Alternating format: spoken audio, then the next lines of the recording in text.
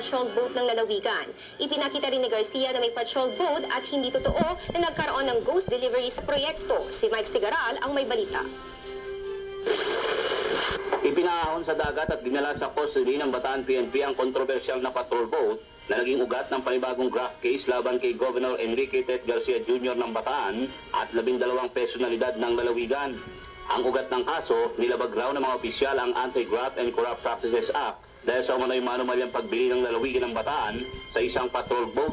Pero ayon kay Garcia, ginagamit ng Bataan Anti-Illegal Fishing Task Force ang patrol boat bago pa man ilabas ni Acting Ombudsman Orlando Casimiro ang resolusyon na pinakakasuhan ng mga opisyal ng Bataan. Ang very clear in our counter affidavit na hindi ghost delivery yan, nandito yung bangka, anytime bistahin nyo, but yung field investigator ng Ombudsman, imbis na gawin yan, just went ahead and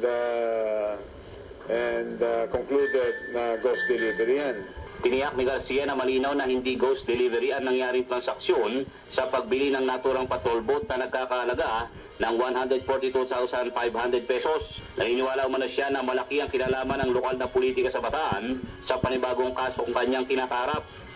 Talaga kahit na si Ombudsman Mercedes Navarro Gutierrez wala na sa Ombudsman, yung kanyang influence ay nandoon pa sapagkat si Ombudsman Gutierrez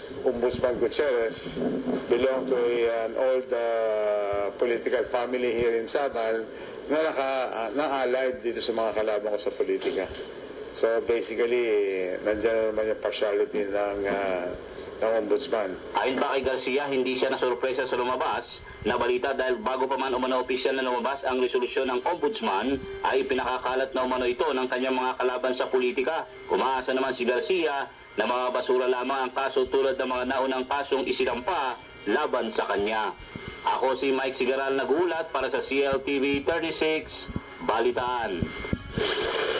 Dupat hindi raw stocks ang